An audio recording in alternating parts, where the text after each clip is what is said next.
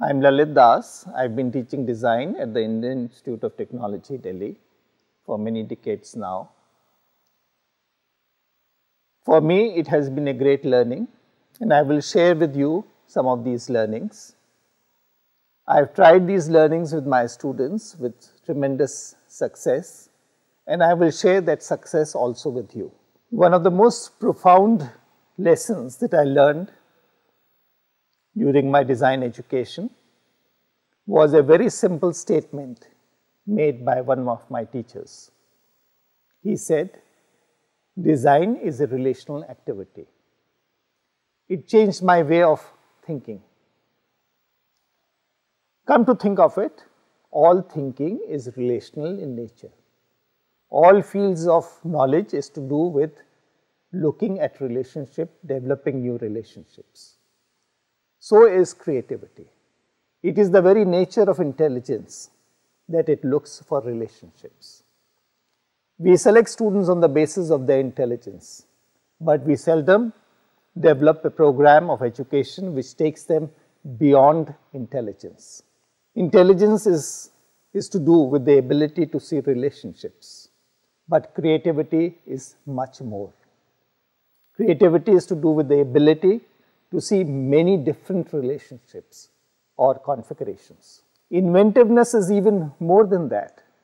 Inventiveness is the ability to see new, viable and meaningful relationships. In creativity, we were just merely exploring relationships, developing new relationships. But in inventiveness, we are looking at new, viable and meaningful relationships. But innovation is much more than that. It is the ability to see new, socially and culturally meaningful relationships. In intelligence, we are working with objects. As you move downwards towards innovation, you are more concerned with values. In intelligence test, it is the quickness of your response that matters. In innovativeness, it is your reflective thinking that matters. We all grow up in certain disciplines. We seldom realize how our discipline is being affected by other disciplines. There is the interconnectedness among disciplines.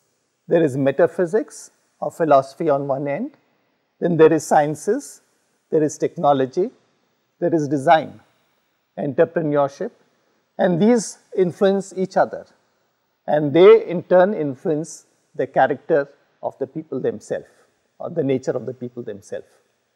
Intelligence, if cultivated, can grow into creativity, it can grow further into inventiveness and innovation. Innovation is a very interesting word. It consists of morpheme nova, which implies it has to be new. There is another morpheme here called ova. Ova essentially implies that there has to be a gem of a new idea inside it. And then finally there is ovation. It has to be new, it has to be something unique, and yet it should be worthy of applause by the society and culture. And that's where the word ovation comes in. Innovation implies that you understand the needs of the people, you understand their urges, you understand their pain points, and then you work out your solutions to address that. And when we do that, then we deserve an ovation. This is a very interesting and favorite diagram of mine. And here on the horizontal axis, I map the process of creativity. The two ends of creativity are the emotional and the technical. No product is entirely 100% emotional or 100% technical. There is an element of both. Some may be more technical, others may be more emotional, but both elements do play a role. And the two elements are tackled by the two sides of my brain, the left side and the right side. If you look at the vertical axis is to do with caring. We have to care about ourselves. We attach more importance to our own self, little or no importance to others. We tend to be hedonistic. It's an important attribute. On the other hand, one can be very ascetic. You don't bother too much about yourself, but you do bother about others. You bother about the environment. Here I show you mapping of some man-made creations. In this diagram, we are mapping some designs of clothing. On the emotional side, we have a sari. On the aesthetic side, a monk's robe. On the technical side, the space suit. And on the hedonistic side, a suit worn by a gladiator fighter. Each one has its own method of designing, a very different attitude to life, the way we look at ourselves and the environment. In this diagram, we look at different methods of taking care of the dead. On the very emotional side, we have the Taj Mahal. There is an emotional need that drove the construction of this Taj Mahal. On the hedonistic side, I would put the pyramid. Just to bury a pharaoh, you spent years and years together to construct this very, very difficult architectural proposition called a pyramid. On the aesthetic side, you take the dead body, you bury it under the ground. There is no energy wasted. You provide some substance. You provide some nourishment to the soil itself.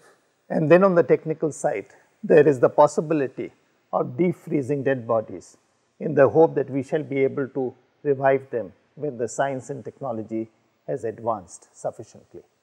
As products become more ingrained in the society and culture, they tend to acquire more emotional content.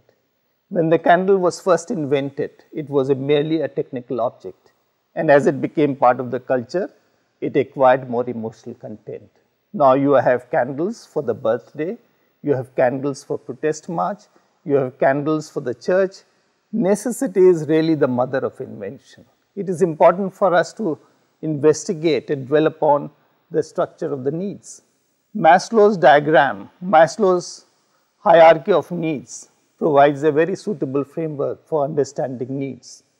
You have the physiological need, the safety needs, togetherness, cognitive needs, aesthetic needs, esteem needs, and so on. But fulfillment of each of these needs depends a lot on the subject itself. A child's physiological need is met very, very differently from an old person's physiological needs. Solutions vary. They have to be tailored to the person, to the subject. Similarly, a simple item like food, though it addresses physiological needs, but it must also address other needs of the people. There is the safety need. I must have food which is safe for me. I must have food in an environment which nourishes belongingness and love. I must eat together. I must eat food which is free from food poisoning. I must eat food which takes care of my nourishment requirements. It must have the right amount of fats and vitamins and carbohydrates and proteins and so on and so forth.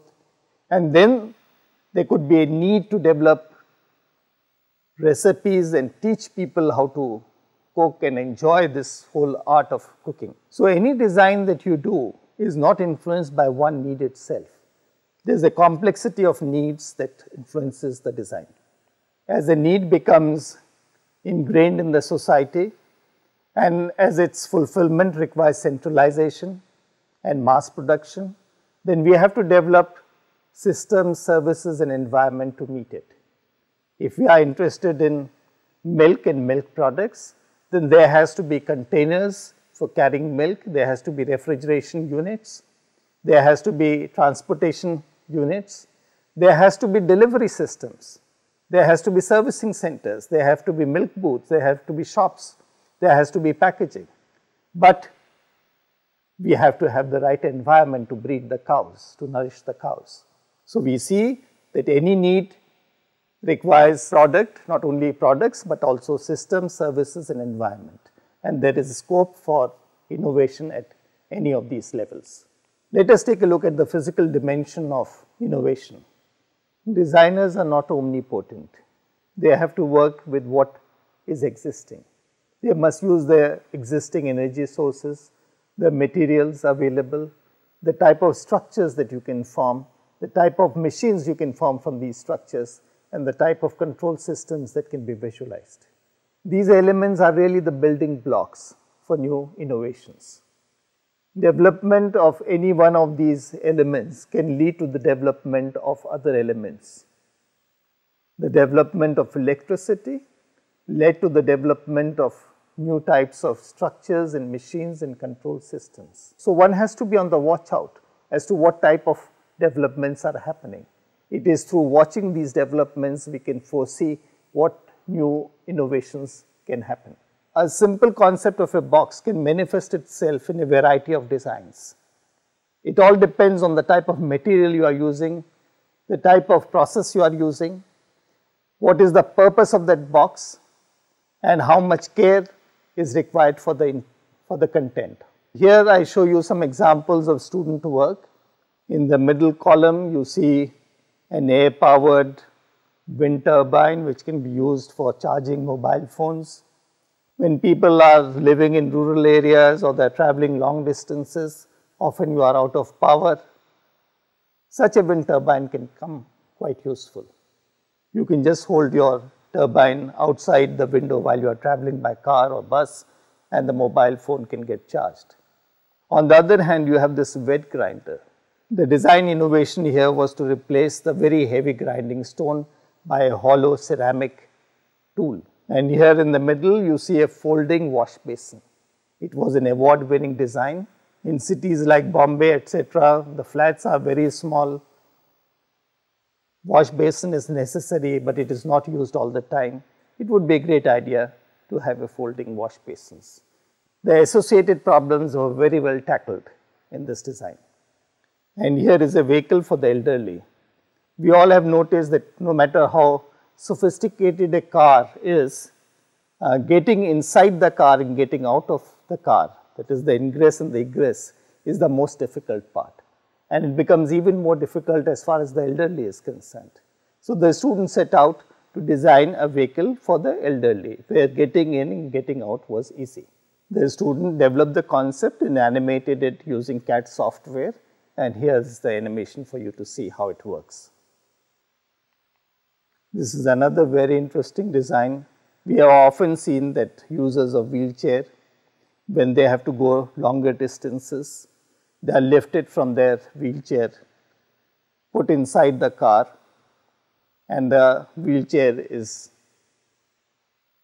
tucked inside. Here the design was so conceptualized that the wheelchair user can use the vehicle himself or herself. The user merely drives up the vehicle, latches the wheelchair onto the vehicle and drives off. You reach your destination, you unlatch yourself, and you are there in your wheelchair to go around short distances. Often on Indian roads you see the whole family traveling by scooter and motorcycle. The student came up with a low cost family vehicle. You see how the seats have been arranged, that the head of the family is facing his children and wife, and they can drive off comfortably, much more safely than before.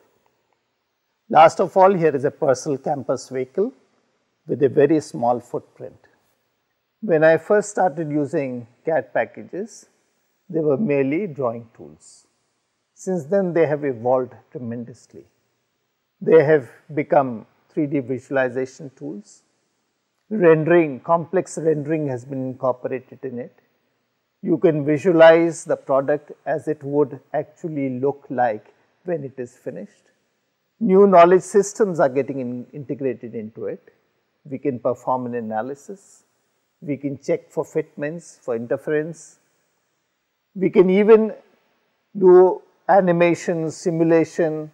It can be interfaced with MATLAB, with LabVIEW. You can do sustainability analysis on it. Tomorrow you will be able to do even much more. You can incorporate value judgments into it, decision making into it. Management is possible. CAD is really the future. It is growing into expert system.